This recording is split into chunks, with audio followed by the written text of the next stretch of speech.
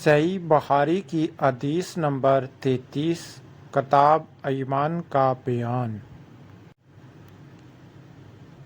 آپ صلی اللہ علیہ وآلہ وسلم نے فرمایا، منافق کی علامتیں 3 ہیں: جب بات کرے جھوٹ بولے، جب وعدہ کرے اس کے خلاف کرے، اور جب اس کو امین بنایا جائے تو خیانت کرے۔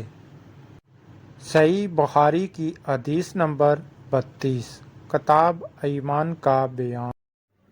جب سورۃ انعام کی یہ آیت اتری، جو لوگ ایمان لائے اور انہوں نے اپنے ایمان میں گناہوں کی آمیزش نہیں کی، یعنی کہ گناہ نہیں چھوڑے، تو آپ صلی اللہ علیہ وآلہ وسلم کے صحابہ نے کہا،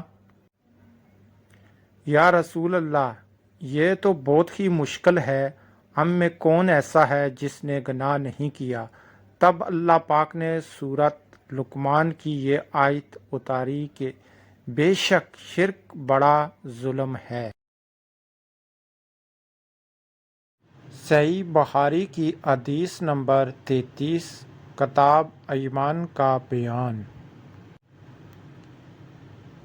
آپ صلی اللہ علیہ وآلہ وسلم نے فرمایا، منافق کی علامتیں 3 ہیں: جب بات کرے جھوٹ بولے، جب وعدہ کرے اس کے خلاف کرے، اور جب اس کو امین بنایا جائے تو خیانت کرے۔ صحیح بخاری کی حدیث نمبر 32 کتاب ایمان کا بیان۔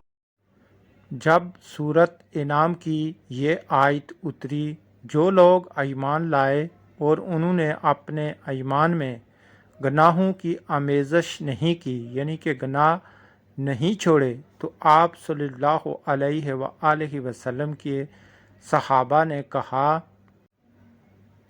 یا رسول اللہ، یہ تو بہت ہی مشکل ہے، ہم میں کون ایسا ہے جس نے گناہ نہیں کیا؟